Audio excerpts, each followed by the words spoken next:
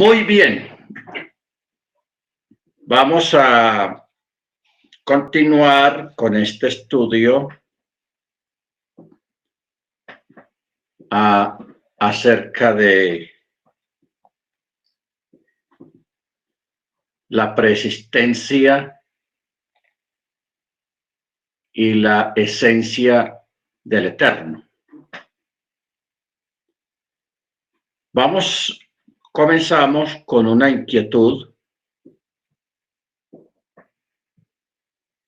en el caso de Moche. Porque Moche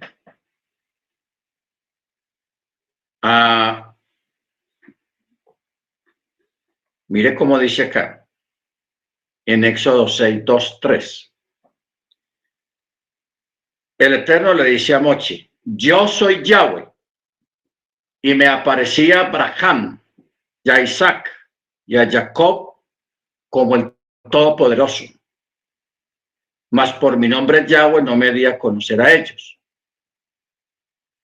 Cuando Miriam y Aarón injuriaron a Moche, Elohim les dijo, ojo con estas palabras, oíd ahora mis palabras, si entre vosotros hay profeta, yo, Yahweh, me manifestaré a él en visión, hablaré con él en sueños. No así mi siervo Moche, en toda mi casa él es fiel, cara a cara hablo con él abiertamente y no en dichos oscuros, y él contempla la imagen de Yahweh. Números 12, 6, 8. Bueno, aquí comenzamos. Primero, tenemos que recordar que en el capítulo 33 el Eterno le había dicho a Moche, no podrás ver mi rostro porque no me verá hombre y vivirá. Éxodo 33, 20. Vuelvo y repito, no podrás ver mi rostro porque no me verá hombre y vivirá. Pero, ¿por qué entonces el Eterno le dice aquí en número 12, 6, 8, dice a Miriam y Aarón, les dice, cara a cara hablo con él abiertamente, hablando de Moche, y no en dichos oscuros, y él contempla la imagen de Yahweh. Muy bien, entonces aquí tenemos dos palabras. Imagen y rostro, que es el que está en Éxodo 33, 20. ¿Ok? Cuando uno mira esto en una traducción, sea al inglés o al castellano, van a poner la misma palabra. En los dos van a poner imagen o en los dos van a poner rostro. Pero imagen y rostro no es lo mismo. O sea que no hay una contradicción. ¿Ok? Yo quería leerle estas dos partes, estos dos textos que aparentemente son contradictorios, pero no son contradictorios. Es asunto de expresión, porque en la primera dice la palabra imagen y en la segunda menciona la palabra rostro. No podrás ver mi rostro porque no hay hombre que me vea y viva. Lógico, eso es normal. La palabra rostro es Betzalmenú. Betzalmenú. Y Betzalmenú es el reflejo de, acuérdese que, o imagen, la palabra imagen, perdón. En Génesis se dijo que cuando el Eterno creó a Adán, dijo que lo creó a imagen y semejanza. No menciona rostro, ni cuerpo, ni nada, sino a imagen y semejanza de él, de Yahweh. Ahora, nosotros, hermanos, tenemos que ser muy claros y concisos en lo que dice la Escritura. Si nosotros no somos claros y concisos, nos pelamos. La Escritura dice muy claro de que el Eterno, de que Yahweh es Ruach, Él es espíritu. Él no es un espíritu, no. Él es espíritu. O sea, los que manejamos bien, los que manejan bien el castellano o cualquier otro idioma, nos damos cuenta de que una cosa es un espíritu y otra cosa es espíritu, así llanamente. ¿Ok? Entonces el Eterno, la palabra dice que Yahweh es espíritu, no es un espíritu. Porque si él fuera un espíritu, sería un espíritu entre muchos espíritus. Pero la palabra siempre dice, él es espíritu. Y Yeshua mismo lo dijo también de esa manera. ¿Por qué él es espíritu y no un espíritu?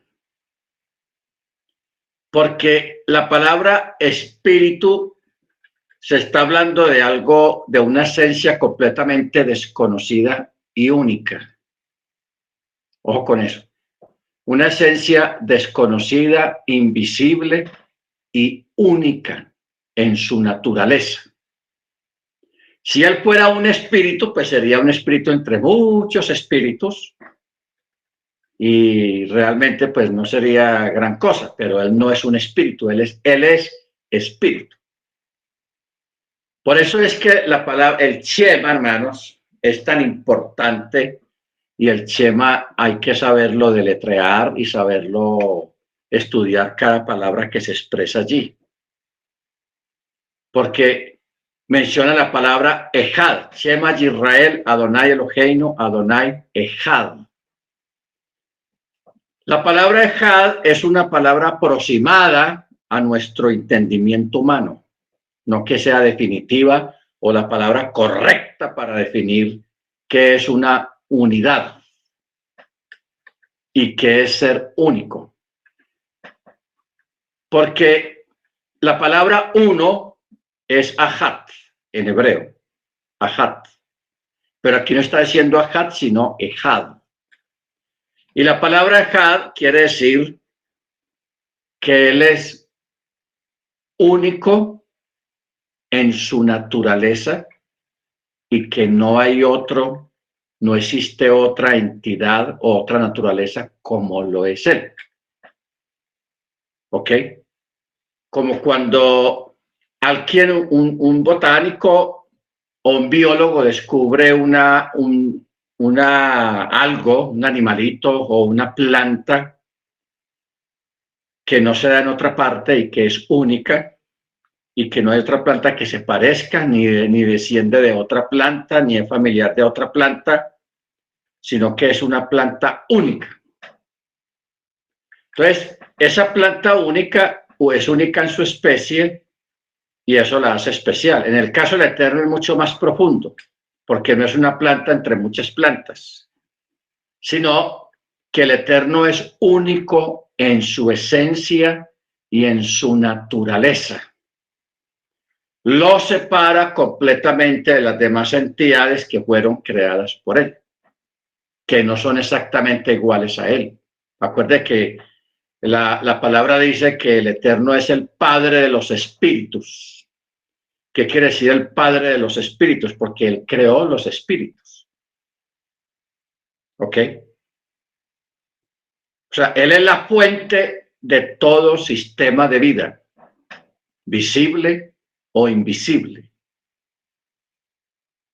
Él es la fuente de todo eso porque él es el creador de todas esas cosas. Entonces, por eso cuando se recita el Shema, se está diciendo, cuando se dice Ejad, se está diciendo que él es único, solo, en esencia, en naturaleza, y que no hay otra entidad o ser igual a él, no la hay, ni la hubo, ni la hay, ni la va a haber. ¿Ok? Claro con eso. Si nosotros, hermanos, captamos bien eso, porque es que de verdad, la esencia del judaísmo y la esencia nuestra, que son paralelas, que son iguales, están en su unicidad, en lo que Él es único, único. Y ahí se desprende todo. Cuando uno entiende esta parte y arrancamos desde ahí, porque acuérdese que si fuéramos a construir una pirámide de títulos y de nombres, esa pirámide en la cúspide de arriba no vamos a poner un ojo, como hacen los paganos, que ponen un ojo y que lo llaman el que todo lo ve y todo eso. No, no.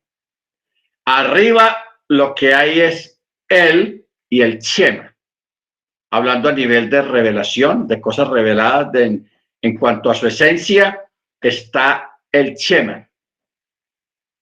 Toda la manifestación, la doctrina, la enseñanza, la fe, arranca de ahí, del Shema. ¿Por qué? Porque ese es el primer mandamiento que está por sobre todos los mandamientos.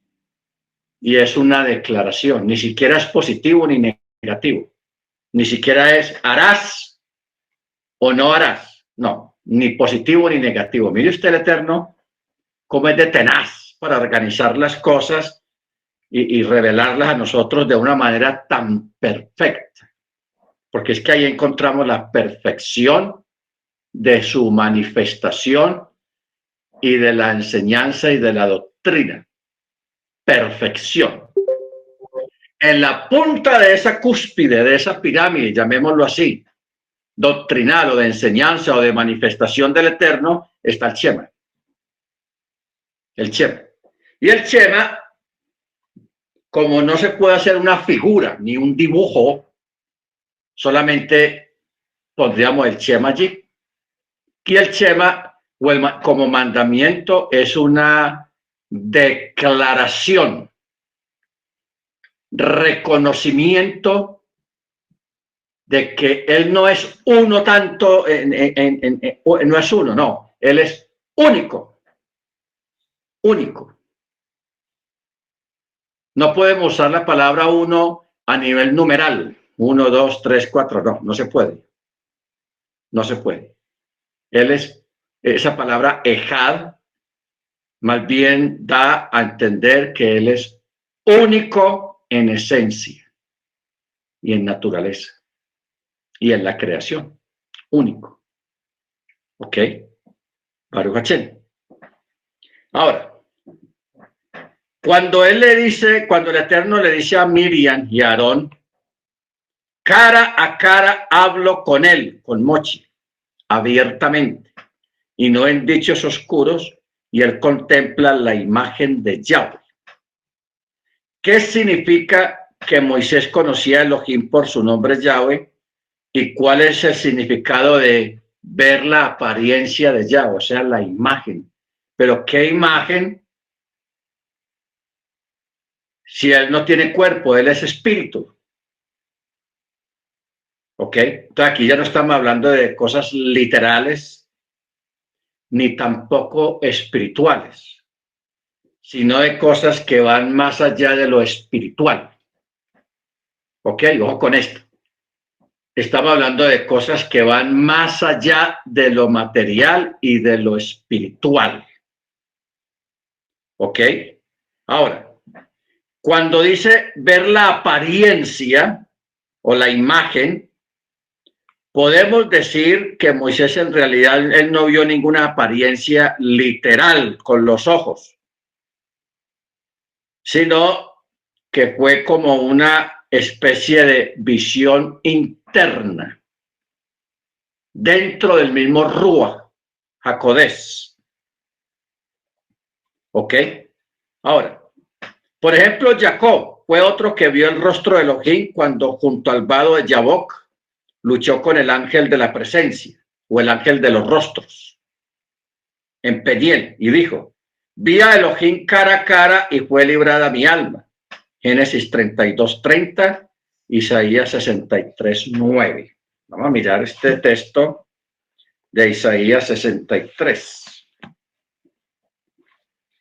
Isaías 63:9 dice, y fue afligido con todas sus aflicciones. El ángel de su presencia los salvó en su amor y en su ternura. Él mismo los redimió y cargó con ellos y los llevó todos los días desde la antigüedad. Bueno, yo voy a ir despacio porque esto no es fácil y esto es muy profundo. Yo sé que los sabios dicen que hablando del Eterno, Él es indescriptible. Él es indescriptible, o sea, no hay forma de describirlo a Él porque realmente no hay forma, humanamente no se puede. Y si encontramos algunas palabras o expresiones para describirlo a Él, ¿de dónde vienen esas palabras? De Él mismo. Porque no vamos a decir que nosotros estamos inventando una palabra y que estamos sorprendiendo al Eterno con esta palabra que yo le estoy diciendo. Él es la fuente de toda sabiduría. Él es la fuente de todo. Entonces,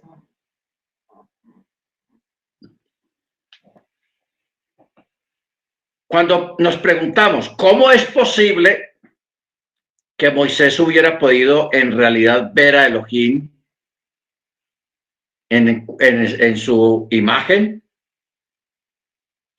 ya que antes este versículo mencionado se dijo, no podrás ver mi rostro porque no me verá hombre y viva.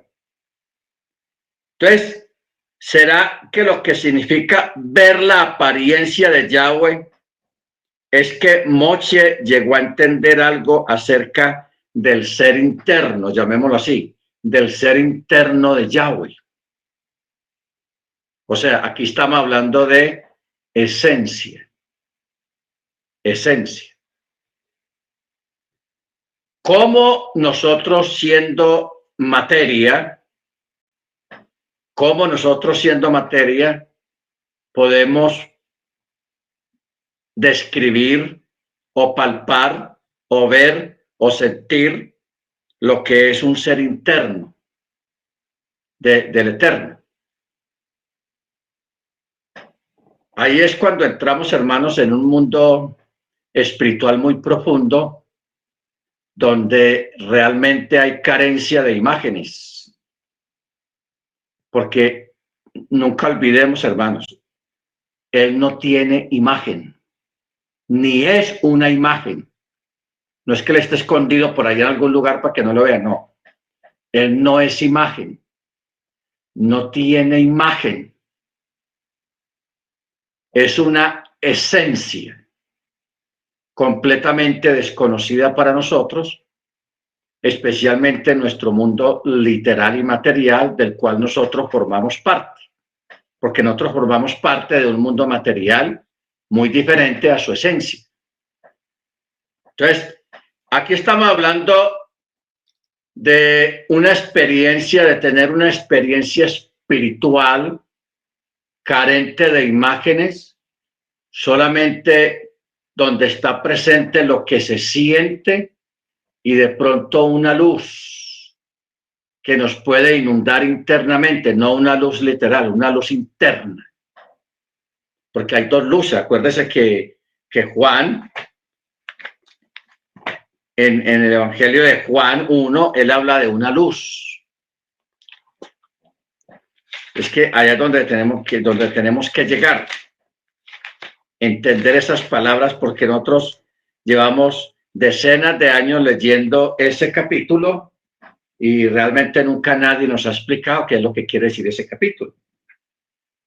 Mire Juan 1:4, dice, en él había vida y la vida era la luz de los hombres.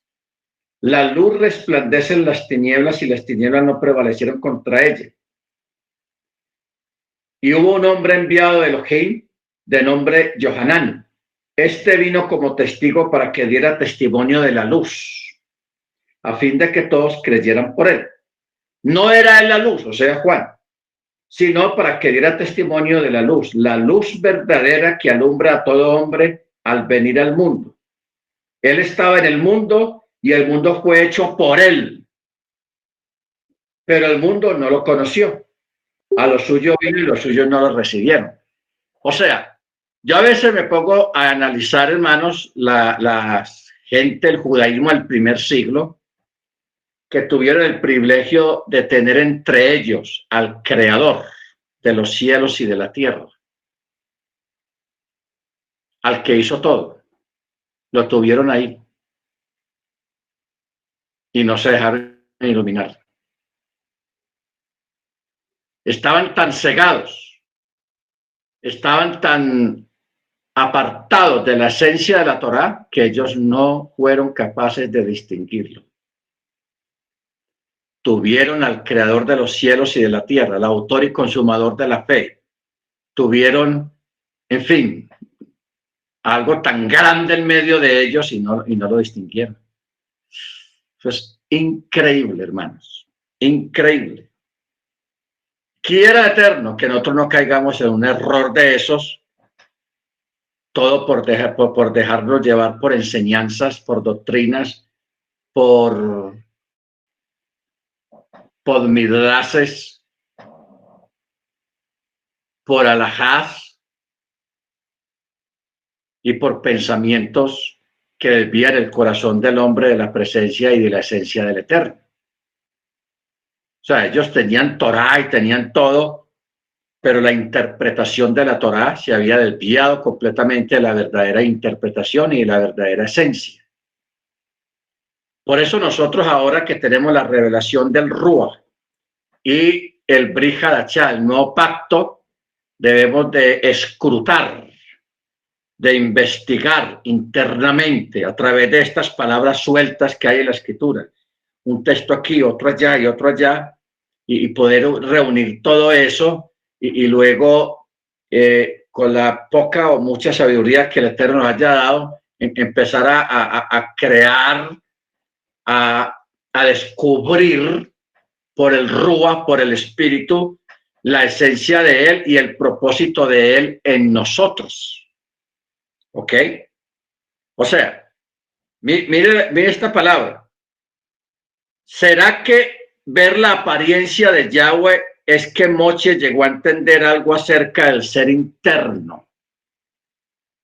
O sea, todos nosotros los seres humanos tenemos una esencia.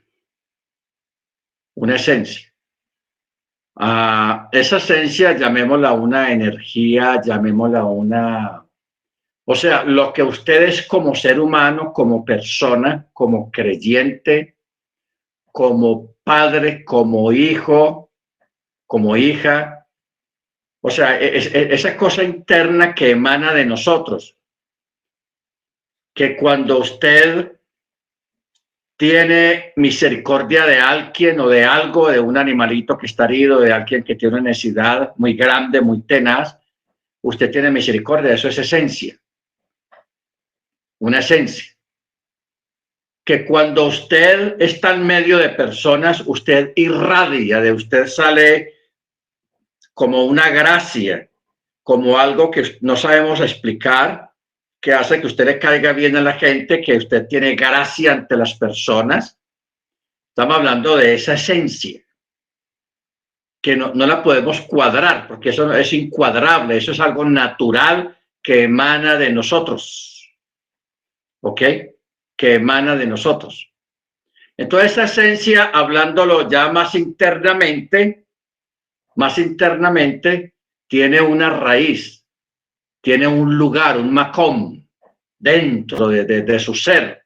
Ya no vamos a hablar dentro del cuerpo, sino dentro de su ser, el ser interno, que es donde emanan todas esas cualidades y particularidades que cada uno tenemos, porque no todos somos iguales. ¿Ok? No todos somos iguales. Entonces, estamos hablando de un Jacob, de un Moche, de un Pablo, que lograron entrar tanto allá en lo interno del Eterno, que ellos realmente no sabían cómo describir lo que estaban sintiendo, no vamos a decir viendo, porque eso no se ve, sino que se siente, se percibe. ¿Ok? Entonces, ahí es que nosotros podemos llegar a entender tantas cosas, tantas expresiones de muchas personas en cuanto a su esencia, en cuanto a su naturaleza. Ahora, ¿qué es lo más grande dentro de todo esto? Que él, toda esa esencia y naturaleza, él la proyectó. Por eso Pablo dice, y Elohim estaba en Mashiach reconciliando consigo mismo al mundo. Todo ese ser, esa naturaleza, esa esencia, se manifestó a nuestros ojos carnales, se manifestó a nuestro mundo material, a nuestro planeta Tierra, porque él no es de aquí de la Tierra. Yeshua mismo lo dijo, yo no soy de este mundo. Ojo con eso. ¿Se acuerda que Yeshua dijo, yo no soy de este mundo? Y de donde yo vengo, yo quiero que ustedes vayan, pero eso estamos en este proceso de preparación, porque necesitamos una preparación para estar en el lugar donde Él es, donde Él habita, donde Él está. ¿Ok? Baruch Hashem. Ahora, la Biblia no habla del Eterno como si fuera una idea abstracta, porque hay personas que hablan del Eterno como algo abstracto, como una idea abstracta. Entonces, ahí es donde se corre el peligro de caer en la parte agnóstica y deística. ¿Qué es un agnóstico? Un agnóstico es una persona que sabe que hay una entidad, que hay una fuerza muy grande, que hay un poder sobrenatural, y dice, sí, yo sé que ahí está, en alguna parte está, y ya, eso es un agnóstico, pero no tiene fe, no tiene esa confianza, no ha entendido qué es eso. O sea, esa persona nunca ha tenido acceso a la escritura, así de sencillo. Entonces, esa es una persona agnóstica, que sabe que hay algo, pero vive como si no hubiera algo, pero sabe que hay algo. Y la palabra deística, o sea, deidificar, que es como caer en una adoración irracional a eso que no entiende qué es, a eso que cree que es un poder superior, una fuerza grande, y que hay que creer en esa fuerza grande, pero la persona no cree. ¿Ok? Nosotros tenemos que tener cuidado qué tipo de fe es la que nosotros tenemos, qué relación es la que nosotros tenemos en cuanto al Eterno, en cuanto a su divinidad, en cuanto a Él como esencia. O sea, no caer en el agnosticismo, ser agnósticos, ni tampoco en ser deístas, en creer que hay una divinidad y que se le debe respeto y todo eso, y no pasar de ahí. El mundo está lleno de agnósticos y está lleno de deístas. Nosotros no somos ni agnósticos ni deístas. A nosotros se nos ha revelado, se nos ha declarado, se nos ha manifestado el conocimiento de su esencia a través de la Torá, a través de la Tanakh, a través de nuestra propia experiencia, nuestra propia vivencia con su Ruach. Porque a través de la obediencia a la obediencia a la Torá trae revelación, trae manifestación de su esencia. Él no se va a manifestar a una persona que no está en Torá, que no guarda mandamiento. Él no se le va a manifestar a una persona de esas. En cuanto a una relación personal con él no lo hace. ¿Por qué? Porque es que nosotros nos acercamos a él. Es a través de la Torá. No olvidemos que la Torá tiene espíritu, tiene ruach. Y nosotros sabemos que Yeshua es la misma Torá, por eso es que la Torá tiene vida. La Torá tiene ruach, porque Yeshua es la Torá y la Torá es Yeshua. ¿Ok? Ahí es cuando uno entiende muchas cosas. Baruch Hashem. Entonces, ¿qué pasa? En este momento, el judaísmo ortodoxo, que no tiene a Yeshua como su Mashiach, ellos tienen Torá y viven bajo la Torá, y esa Torá les da vida a ellos también. Nosotros, no, hay otros que tienen a Yeshua, pero no tienen Torá. Ojo con eso. Tienen a Yeshua, pero no tienen Torá. Y el Yeshua que ellos tienen es un Yeshua deformado completamente, alejado de lo que realmente es en esencia y en manifestación y en revelación. Porque no olviden, como estuvimos mirando el año pasado, hay un Yeshua católico, hay un Yeshua cristiano, hay un Jesús cristiano, hay un Yeshua judío. Nosotros estamos creyendo en el Yeshua judío, el verbo hecho carne en el mundo conocido, en el planeta Tierra. ¿Ok? Entonces, ¿cuál es la ventaja que nosotros tenemos en este momento? Que nosotros tenemos Torá y tenemos a Yeshua, a Mashiach. ¿Ok? Tenemos las dos cosas juntas. Que aparentemente son dos cosas juntas, pero es la misma esencia, la misma naturaleza. Cuando decimos Torá, la Torá es Yeshua y Yeshua es la Torá, estamos hablando de una misma esencia. Bendito sea su nombre. Entonces, ahí descarta que sean dos, que sean tres. Descarta todo eso, porque ya la creencia en dos divinidades o en tres divinidades, eso es una aberración magnética.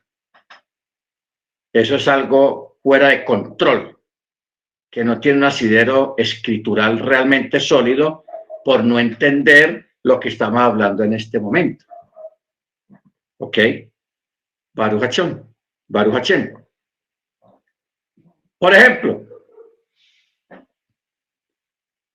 cuando dice el verbo se hizo carne, o fue manifestado en carne, o tabernaculizó, como está en Juan 1:14 y 1 Timoteo 3:16.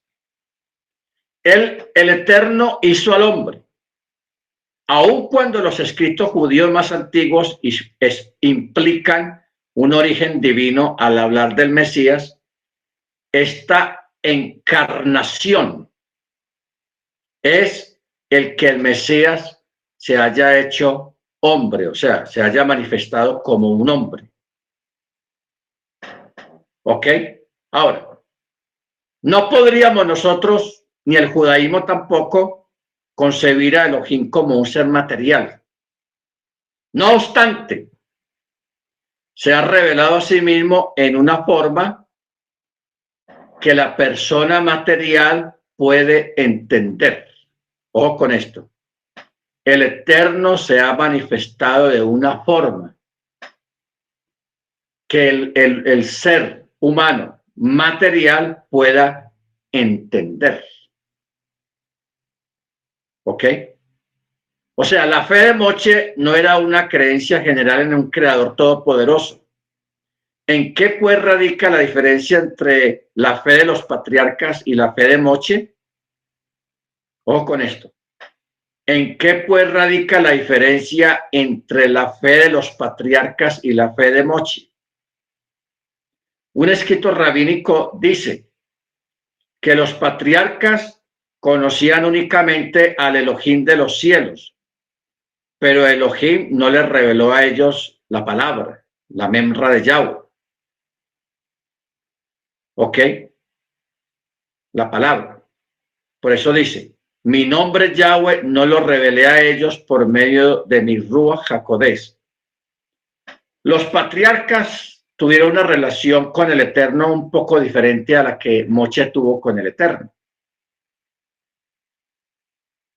O sea, usted nunca vio a Abraham o a Jacob o a Isaac que los cubriera una nube o que la nube descendiera y alguno de ellos entrara dentro de esa nube para hablar cara a cara con el Eterno en esencia, en su esencia. El único que tuvo este privilegio y este honor fue Moche. Por eso las palabras que él le dice a Miriam y a Aarón. Y yo quería resaltar algo respecto a esa parte, de que el Eterno dice, a unos les hablo en sueños, a otros les hablo a través de visiones. Dice, oíd mis palabras. Si entre vosotros hay profeta, yo Yahweh me manifestaré a él en visión, si hay un profeta. Y hablaré con él en sueños. Recordemos, hermanos, que los niveles de revelación tienen de menor a mayor. El primer nivel de profecía es el de los sueños. El de los sueños, el primer nivel. Por eso vemos que el Eterno usa ese primer nivel con mucha gente, aún sin merecerlo. Por ejemplo, él le habló en sueños a José, a Joseph. Le habló en sueños a Labán. Imagínense a Labán, semejante personaje. Le habló en sueños. Le habló en sueños a Nabucodonosor, un rey pagano, un emperador pagano. O sea que el Eterno, a través de los sueños, que es el primer nivel de profecía o de revelación de parte del Eterno, él lo hace a través de sueños. Pero ya a nivel de visiones, ya estamos hablando de los profetas. Cuando él les habla en visión, que es ver una visión, que usted esté sentado en algún lugar, despierto, porque las visiones, la mayoría de ellas no es en sueños, sino siempre despierto, y cuando menos piensa, lo que usted está viendo al frente cambia completamente y se abre como otro mundo, y empieza usted a ver cosas, como una película, de lo que el Eterno te quiera mostrar. Esos son visiones. Un personaje que vemos en las escrituras que el Eterno le habló mucho a través de las visiones fue a Daniel. Y era tan impactante lo que Daniel veía o lo que el Eterno le mostraba que el hombre quedaba enfermo físicamente. Eso le afectaba al cuerpo y la mente. O sea, la mente de Daniel, siendo un varón del Eterno, no estaba preparada realmente para ver lo que el Eterno le mostraba en visiones. Físicamente no estaba preparado, por eso él duraba hasta 3-4 semanas enfermo en cama, después de ver lo que él veía, lo que el Eterno le mostraba, de cosas completamente desconocidas para él. Tenía que esforzar mucho la mente y la vista para ver aquellas cosas que le eran completamente desconocidas, tiempos futuros o cosas del mundo espiritual que no le daba al ser humano verlo con los ojos, pero él lo veía a través de las visiones. Ya ese es otro nivel más alto. Ya el otro nivel más alto de ahí es el de Mochi. El de Mochi. Porque Mochi sí logró entrar muy adentro,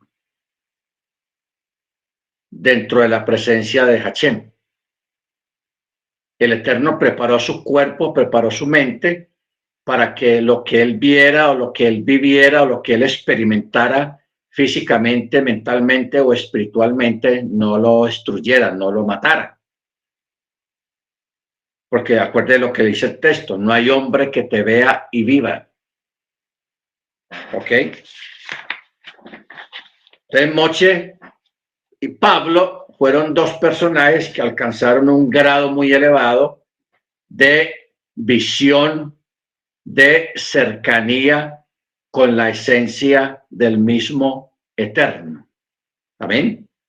Bendito sea su nombre. Entonces, por eso lo que leímos ahora. El Eterno se ha revelado a sí mismo de una forma o en una forma que la persona material, o sea, nosotros, podamos entender. Por eso Él se manifestó a través de Yeshua, un ser aparentemente material de carne y hueso, pero que por su sangre, por las venas de ese cuerpo, había algo especial, era una sangre sobrenatural completamente. Bendito sea su nombre. ¿Ok? Ahora, ¿quién era quién era Yahweh que se reveló a Moche después de todo?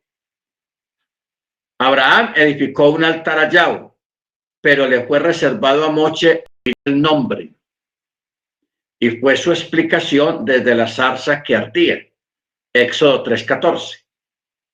La palabra Yahweh, o sea, el tetragramatón, aparece 6.700 veces en el Antiguo Pacto, en su forma hebrea Yahweh. Yod-Heh-Wav-Heh, lo cual subraya la presencia de Elohim. La palabra era, es y será se puede formar con sus letras raíces el pasado, el presente y el futuro. Es como si él dijera, yo soy el pasado, yo soy el presente y yo soy el futuro. Yo soy el que fui, el que es y será por toda la eternidad, porque él no tiene principio y él no tiene fin. ¿Ok? Cuando Moche inquirió acerca del nombre de Elohim, recibió como respuesta Hayah Hacher Hayah, yo soy el que soy. Esto es lo que ha de decir a los israelitas, yo soy, me ha enviado a vosotros. Yahweh es. O sea, esta expresión del tetragramatón Yahweh es una expresión que tiene muchos significados. Él es el que era, es y será. El pasado, el presente y el futuro. Hayah, Hacher, Hayah. Hayah, Hayshak, Hayshek. ¿Ok? Pero también en castellano, yo soy el que soy. O sea, yo soy el ser que existe en sí mismo.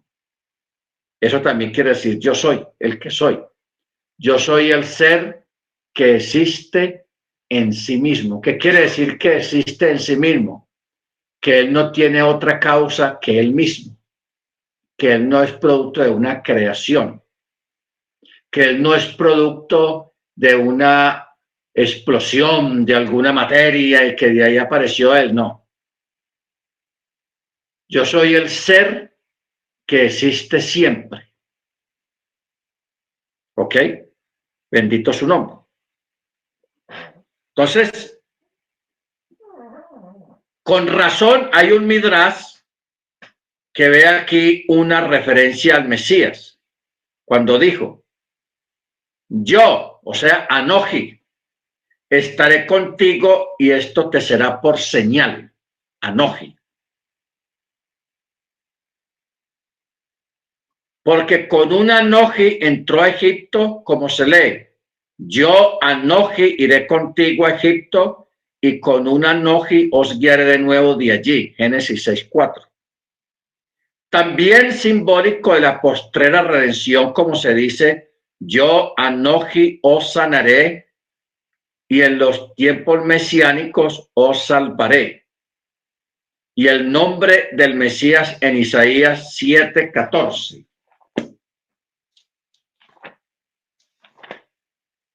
Isaías 7:14, que dice, por tanto, Adonai mismo os dará señal. He aquí una virgen, una almaj, que hará encinta y dará a luz un hijo, y llamará su nombre Immanuel. En hebreo se dice Imanu raya el. ¿Qué quiere decir Immanuel?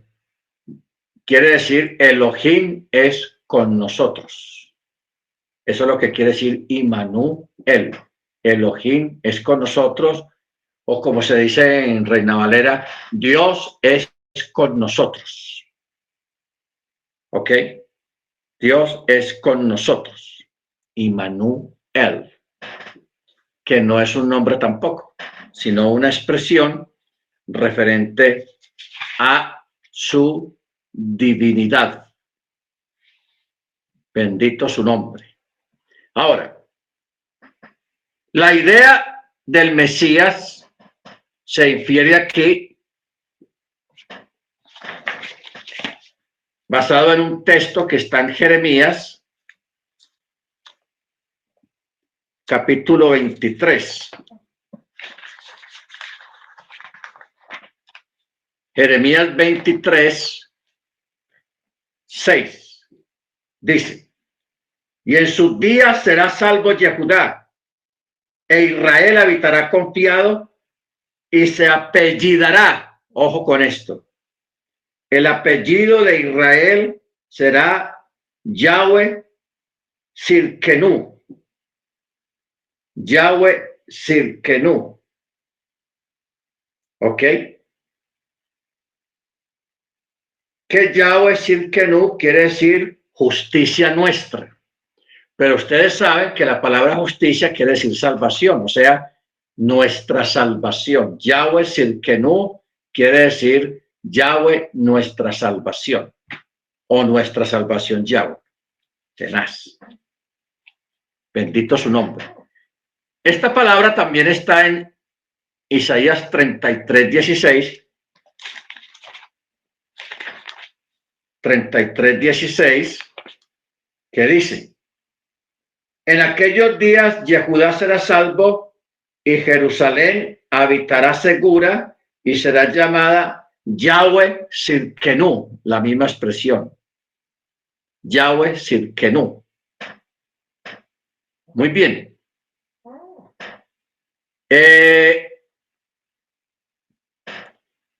Vemos aquí que Yahweh levantará un renuevo justo y será conocido por este nombre, Yahweh, nuestra salvación. Los sabios llegan a la conclusión de que este es el nombre mesiánico o el nombre del Mesías. Los creyentes el Mashiach primitivo siempre vieron en este nombre Yahweh, justicia nuestra, una referencia al Mesías, ya que sabían que Yeshua obraba con la autoridad de Yahweh, como él mismo decía, nadie ha visto al Padre sino el que es de Elohim, solo él ha visto al Padre. El que me ve a mí, ve al que me envió. Yo soy el Padre, yo y el Padre uno somos. Yo y el Padre uno somos. El que me ha visto a mí, ha visto al Padre. ¿Ok? Son como una especie de juego de palabras donde declara de que él es Yahweh. Así de sencillo, hermanos. Ahora, mire este texto que está en Filipenses capítulo 2, verso 11. Anótelo. Filipenses 2, 11. Este es un texto, un textote. Mire cómo dice. Y toda lengua confiese que Yeshua, el Mesías, es Yahweh, para gloria de Elohim Padre. O sea, leyendo el texto en su forma hebraica, en su forma original, esto es lo que dice. Toda lengua confiese que Yeshua Hamashia es Yahweh. Así lo dice en el original. Lo que pasa es que astutamente los traductores católicos y los traductores cristianos, en vez de poner la palabra Yahweh, pusieron la palabra Señor. Y como que la palabra Señor rebaja mucho el asunto, como que lo lleva a una otra parte, como que no lo dice todo, pero nosotros, la misión nuestra ahora es volver a las sendas antiguas, volver a los textos originales y leer las cosas tal cual como fueron escritas originalmente. Y aquí dice, y toda lengua confiese que Yeshua Hamashia es Yahweh, para gloria de Elohim Padre. ¿Ok? Para gloria de Elohim Padre. Ahora, hablar de Elohim en su esencia no es fácil. Y menos cuando lo haces teniendo acceso al idioma en que se desarrollaron los eventos y se dijeron las cosas. Como también leer los escritos de los grandes comentaristas hebreos de todas las épocas, los cuales nos dejaron un gran legado. Hasta donde podemos entender el concepto manejado referente al Eterno, quien es único. Y Él es solo. Y no hay derivados. No existe otro Elohim ni remotamente parecido o semejante a Él. ¿Ok? Ahora, hay una palabra que está en Génesis capítulo 1, verso 2, o sea, el segundo versículo de toda la escritura.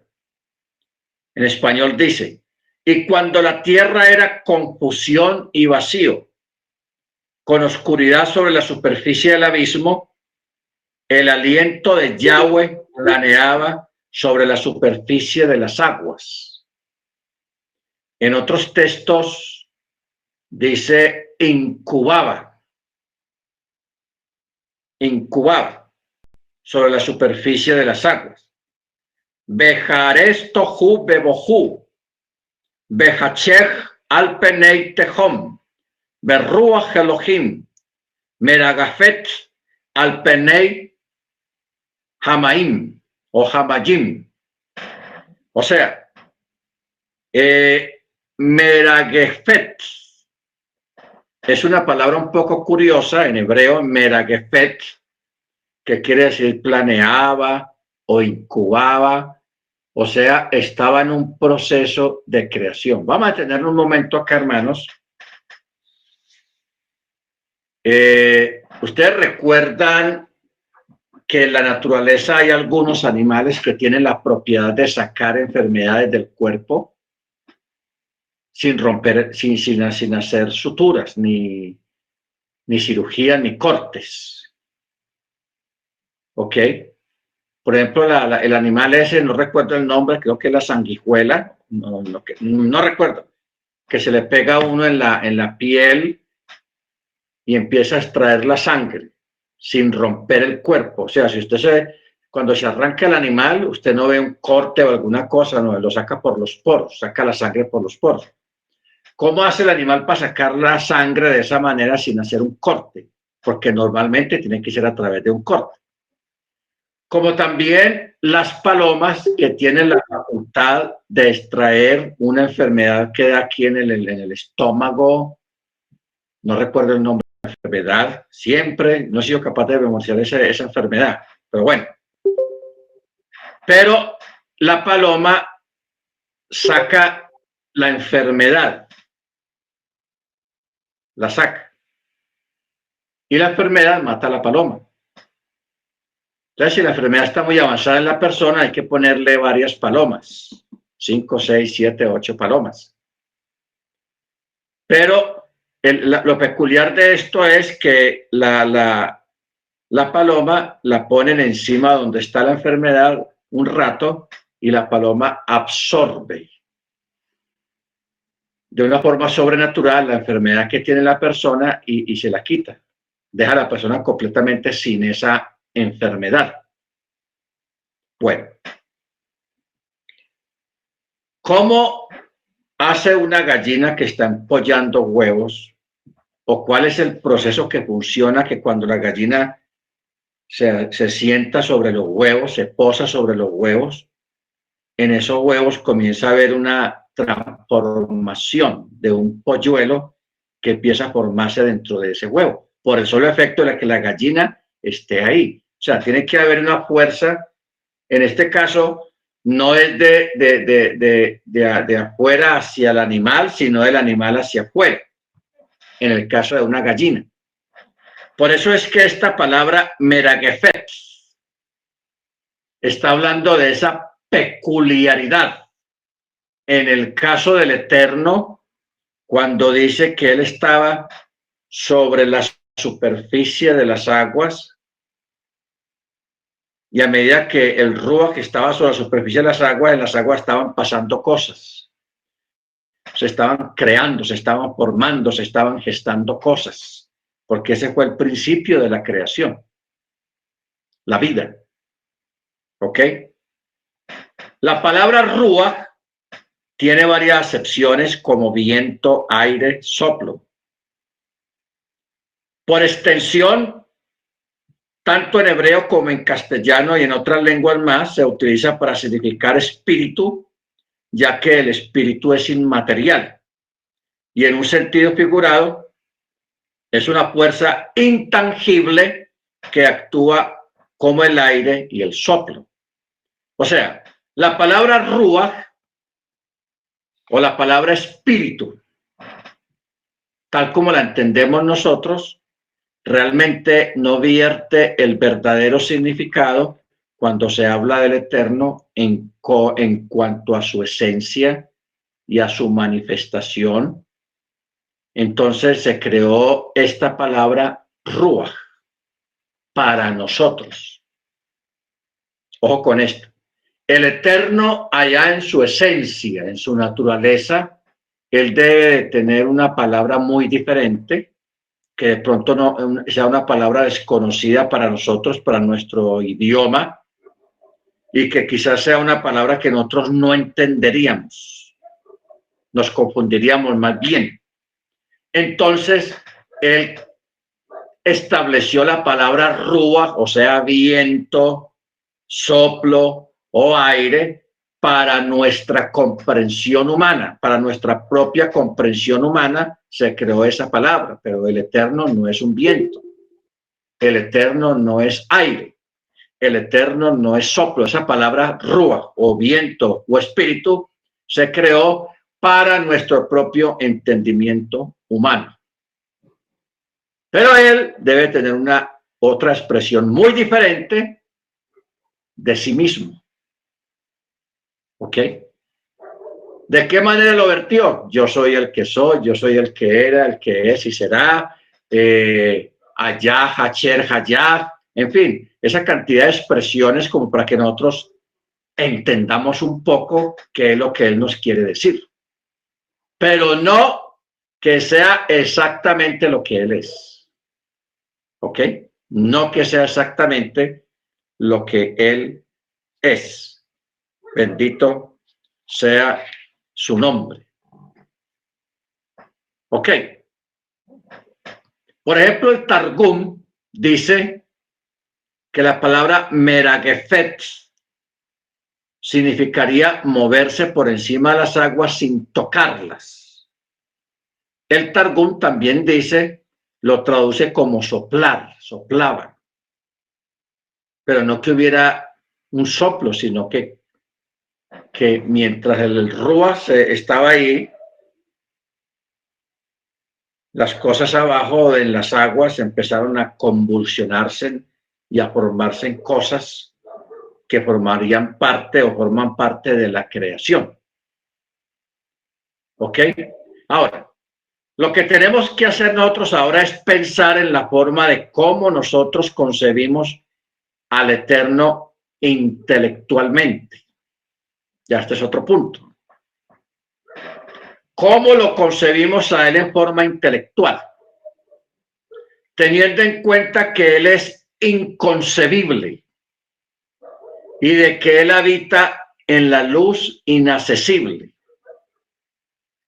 Por eso está escrito que el fundamento principal de nuestra fe y el pilar de toda sabiduría consiste en saber que hay un ser primigenio. Vamos a mirar esta palabra primigenio. Que hay muchas personas que no entienden qué quiere decir primogénito. ¿Qué quiere decir primigenio? Porque a veces medio entendemos que primogénito es el primer niño o el primer que nace o la primer criatura que nace, porque está hablando de la palabra primero. O sea, son expresiones que vienen de primero, primerizo, primero, primario, etc. Pero acá se usa una palabra primigenio. Y la palabra primigenio no tiene nada que ver con un primerizo, con un primero, con un primogénito, sino que tiene que ver con un nombre. O sea, autoridad o un poder. Un poder. O sea, estas son cosas complicadas de explicarlas y hasta de entenderlas también. La palabra primigenio se refiere a un nombre, a una autoridad o a un poder. O cuando hablamos de un poder, de una autoridad, estamos hablando de la expresión primigenio.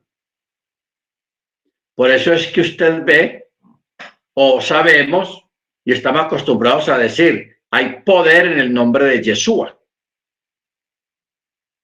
¿Por qué? Porque ese nombre es primigenio, que es un nombre que tiene autoridad, poder, ¿ok? Autoridad y poder.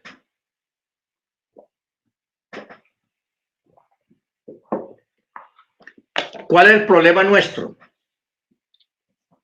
El problema nuestro con esto, hermanos, es de que nosotros somos de una cultura, tenemos la cultura, nacimos dentro de ella, la cultura occidental. La cultura occidental es muy materialista, no es muy espiritual. Y a nosotros, dentro de nuestra propia cultura, nunca se nos enseñó acerca del significado de lo que es poder o lo que es una autoridad. ¿Ok? ¿Por qué? Porque nos enseñamos a que, o nos enseñaron, o nos enseñamos de que la autoridad viene de los policías, de los soldados, y la gente hizo una mala interpretación, o nosotros tenemos un mal concepto de lo que es la autoridad. ¿Ok? Un mal concepto de lo que es la autoridad. Para nosotros una persona con autoridad o la autoridad es un montón de mandones y aprovechados que se aprovechan del uniforme o del escudo o de la medalla que tienen para abusar y la gente piensa que eso es autoridad. Pero en el Medio Oriente, que son culturas antiguas, ellos sí tienen otro concepto diferente al nuestro de lo que es la autoridad. ¿Ok? Entonces, por eso, como ellos vivieron, por ejemplo, en el asunto de los reinados, de los virreinatos, de que tenían un rey, y un rey para esas culturas era alguien con una investidura de autoridad, era el amo, el soberano. Y un rey tenía una autoridad muy tenaz. Una persona que le hablara en forma déspota al rey, eso de una lo mataban, moría. Solamente por haberle faltado el respeto al rey, o sea, por no guardar la distancia y por no respetar la investidura de autoridad que tiene el rey. Entonces nosotros aquí pensamos que un presidente es una autoridad, sí, en cierto modo sí, pero usted ve que aquí la gente insulta al presidente, le falta el respeto al presidente, o a los presidentes, o al alcalde, o al gobernador. Entonces esas personas realmente no tienen autoridad, porque si tuvieran autoridad nadie se atrevería a insultarlos o faltarles al respeto o hablarles de una forma déspota, nadie. Entonces, ¿qué pasa? Cuando Pablo dice, y se le dio un nombre que es sobre todo nombre, de lo que se nombra en el cielo, en la tierra y debajo de la tierra, está hablando de una autoridad, de un poder inimaginable que tiene Yeshua. O sea, nosotros aquí en Occidente y en Europa estamos muy perdidos en cuanto a la comprensión de las escrituras hebreas que fueron escritas dentro de un contexto cultural oriental, que sí tiene conocimiento de algunas expresiones que nosotros no las entendemos, no estamos habituados a ellas, ¿ok? Entonces no entendemos realmente lo que es autoridad, lo que significa un nombre. Por eso en la escritura usted ve lo importante que era el nombre de una persona, de un niño cuando nacía. Y usted mismo ha visto de que muchas veces el mismo Eterno intervenía cuando se le iba a poner el nombre a un niño. Él mismo decía, y se llamará fulano de tal, ponle este nombre, el mismo Eterno. ¿Por qué? Porque como el Eterno sabe qué es la autoridad y qué es lo que significa un nombre en cuanto a autoridad, entonces, como él muchas veces mandó personas a que nacieran aquí en la tierra con una misión, por ejemplo, Juan, Mochi, Jacob, Pablo, el mismo Yeshua. O sea, cuando uno examina profundamente estas cosas, uno ve que la vida de ciertos personajes que vinieron aquí a la tierra no fueron personas que nacieron realmente de la consumación de un acto entre un hombre y una mujer, sino que fueron seres que vinieron a este mundo con una misión, enviado directamente de los chamaín. Cuando usted ve estas personas que nacieron de mujeres estériles, o sea, nacieron de una forma sobrenatural, de mujeres estériles, o sea, algo no normal, esos son personajes, hermanos, que realmente vinieron de los mismos chamaín, enviados por el Eterno para cumplir una misión, porque de pronto aquí no había quien fuera capaz de cumplir esa misión. Exactamente como el Eterno lo requería. Por ejemplo, Enoc fue traspuesto, Elías. O sea, para mí, Enoc, Elías, el mismo Johanán, el mismo Mochi, no son personas que aunque aparentemente nacieron en forma natural como seres humanos, pero fueron personas que vinieron prácticamente de arriba, enviados por el Eterno para que cumplieran y hicieran lo que vemos en las escrituras que ellos hicieron. Vinieron, vivieron aparentemente como seres humanos, como nosotros, cumplieron su misión y se fueron otra vez. Ya están. ¿Dónde está Enoc? Fue traspuesto para no ver muerte. ¿Dónde está Elías? Se lo llevó un carro de fuego. ¿Dónde está Moche? En algún lugar. Acuerda que él apareció en el monte de la transfiguración. ¿Dónde está Juan? ¿Qué dijo Yeshua de Johanán? A la verdad Elías vino y vosotros no lo reconocisteis. Era el mismo Elías.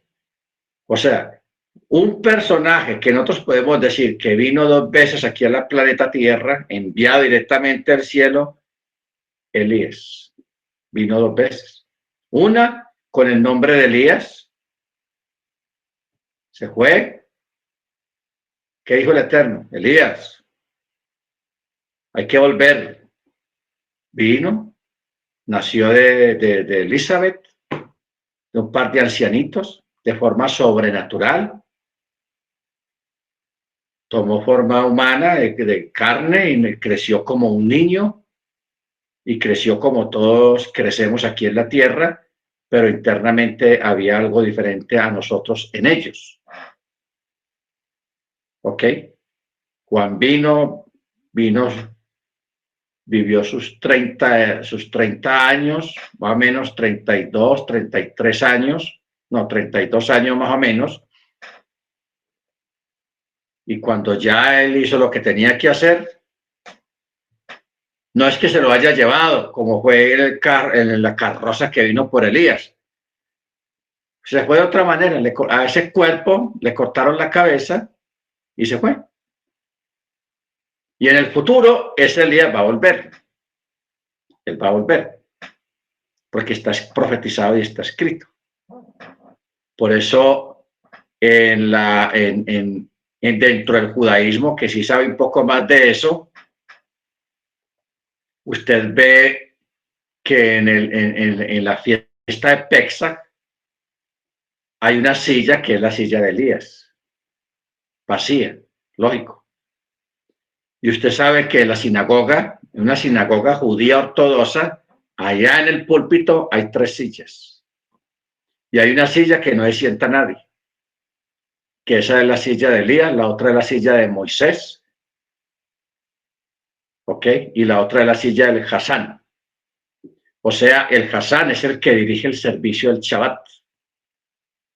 Por eso Yeshua dijo que hablando de los fariseos y los escribas que anhelan sentarse en la cátedra, no, desean la cátedra de Moisés.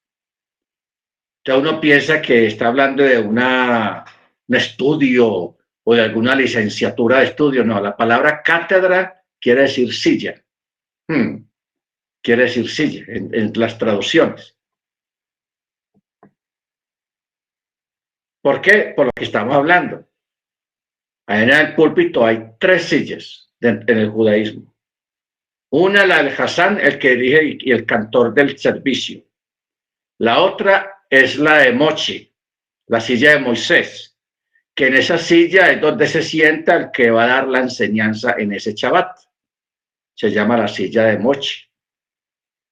Y la otra, que siempre va a estar vacía, es la silla de Elías. O sea, el judaísmo sí tiene más claro esa parte en el sentido de que ellos esperan a Elías. Y Elías vino, y Yeshua lo dijo, Elías la verdad ya vino y ustedes no lo reconocieron. Entonces ellos se dieron cuenta, cayeron en cuenta de que les hablaba de Johanán, el inmersor. Pero luego, en un futuro, Elías va a volver otra vez. Y vamos a estar tan de pronto, tan despistados que no lo vamos a reconocer. Tenaz eso, hermanos. Hay que tener cuidado.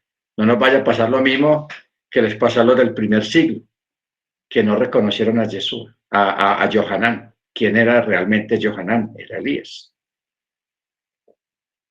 Si nos vamos entendiendo, hermano, o sea, aquí en la tierra, de verdad, hay personas que no entienden, no tienen esa capacidad de entender el propósito del Eterno, o una misión o algo que haya que hacer de parte del cielo. Entonces el Eterno, para hacer algo especial o algo que Él quiere hacer, entonces Él da la orden. Puede ser a un malajín o a alguien, vaya. Cuando esa persona viene, Él no es que aparece en algún lugar y, llegó a hablar tal. No, nace de mujer, tiene un crecimiento normal como tenemos nosotros los seres humanos, en estatura, y cuando ya haya cumplido los 30 años, de los 30 años en adelante, es que esa persona que fue enviada hace lo que tiene que hacer, pero tiene que ser después de los 30 años. porque esa es la Torá. ¿Ok? Primero comenzó el ministerio Johanán, porque Johanán era 6 meses o es 6 meses mayor que Yeshua. Luego de los 6 meses de comenzar Johanán, comenzó Yeshua, porque Yeshua cumplió los 30, o sea, la edad del sacerdocio o la edad del servicio en el templo. ¿Amén? Bueno, esto está como interesante, pero se nos fue el tiempo.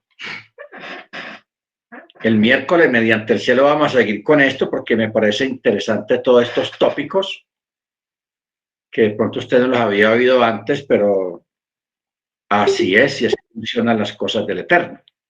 Amén. Baruch Hashem. Entonces, el miércoles, hermanos, vamos a seguir con esto que está como interesante acerca de estos personajes, Elías, Enoch, Moche, Johanán. O sea, examinándolos de una manera muy exhaustiva para entender cuál fue su rol, su misión aquí en el planeta Tierra de parte del Eterno. Amén. Y de verdad, en otros lugares y en este momento pueden haber personajes también de la misma manera que fueron enviados con un propósito, simplemente que no quedaron en los registros bíblicos. Porque lo último que se supo de las escrituras históricamente es de que hace 2000 años no se escribieron más documentos de carácter bíblico que se convirtieran en canon, o sea, el documento que tenemos en la mano, que es la Tanakh. Pero que después del Mesías, que hayan venido otros personajes a cumplir alguna misión de parte del cielo aquí en la tierra, los hay. Los hay. Simplemente que no los conocemos o los conocemos y no sabemos. Amén. Pero que vinieron de parte del Eterno, vinieron de parte del Eterno. Por eso es tan importante respetar. Respetar. En especial a todas estas personas que están en raíces hebreas. ¿Ok? Porque si usted hubiera visto a Juan, hubiera conocido a Johanán el inmersor, hermano. Yo me imagino usted con sus prejuicios, o nosotros con nuestros prejuicios, ¿qué vamos a escuchar a ese loco? Si se lo pasó viviendo en el monte, comiendo animales silvestres y frutas. Y mire esa facha que tiene de tipo. ¿Ah? Mire esa facha. Nunca se ha motilado siquiera, se ha cortado el cabello. No. ¿Quién le va a prestar atención a ese loco? Entonces, mire usted. Porque ese era Johanán el inmersor, Juan el Bautista. Aparentemente el loco de Jerusalén, el loco del barrio, pero mire quién era. Elías. Era Elías. Entonces, por eso, como hablábamos el viernes o el sábado, calladitos. Y mucho respeto y mucho discernimiento. Amén. Bendito su nombre. Porque estas personas, hermanos, para nosotros en nuestro concepto y humanamente no eran perfectas. No eran perfectas. Porque Elías y Eliseo, estos dos tenían un carácter, hermanos, de madre, como dicen los cubanos. Carácter tenaz. Y nosotros mismos tenemos nuestro propio carácter, que a veces no es muy bueno. Entonces, hay que tener cuidado. No nos hallemos luchando, como dijo alguien allá en el Sanedrín. Tengan cuidado con estos hombres, no se hallen luchando en contra de Elohim. Y de verdad. Bueno, mis hermanos, vamos a orar, vamos a darle gracias al Eterno. Hay muchos hermanos que tenían problemas con la conexión. Tenaz. El internet está muy malo.